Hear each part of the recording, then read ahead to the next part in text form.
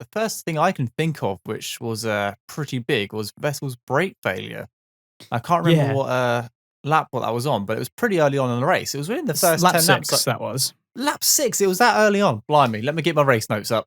I found it kind of amusing when I saw Vettel blasting through those polystyrene blocks at first, because I thought it was just him like, screw it, I'm just gonna drive through. You know what? It was That's crazy. What I thought it was. I was quite lucky. I managed to watch P1, P2, not P1, P2. Practice 1, 2, and 3. And we've seen all weekend drivers lock up into that corner, lock the front right. It's under heavy load. You're approaching that corner at 214 miles per hour, in qualifying trim, and they'll just go through. But to see him go straight on with no reduction in the speed whatsoever and then blast through these polystyrene arrows, I was like, what the hell's going on?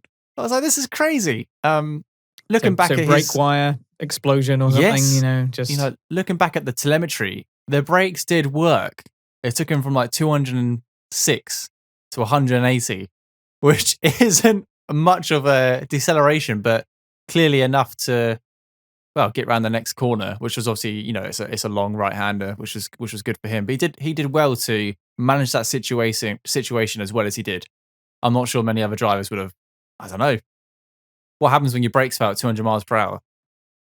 It's crazy, right? Yeah, you just have to. Yeah, he had the opportunity to kind of keep going through the Curva Grande, and I think the tricky bit was coming back into the pits because obviously he couldn't brake, so he had to come in really slowly.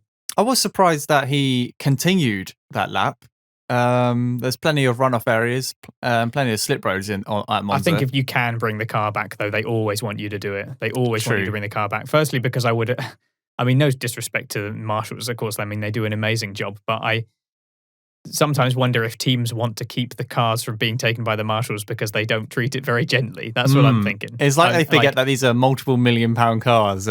We saw what happened with Leclerc's car after his crash and it kind of flopping around. I know it was difficult to extract, but it's things like that where you're like, I kind of see why they always say, can you bring the car back? Because they always say that, don't they? They do. They always say that. And it brings back to, was it Singapore Maybe I'm wrong, or that's Baku? the reason, but It was Singapore or Baku when the pickup truck went underneath the stanchion and hit the stanchion, and I was like, "This is why." That was amazing. This is why the cars come back to the pits. Maybe measure the height of the truck. Maybe it's mad, isn't it? You think that'd be like the first thing they'll do? Oh, can you underneath the stanchion? No. I tell you what, go out there anyway. Just do it. It's only a Williams. Just put your foot down. Yeah, floor it.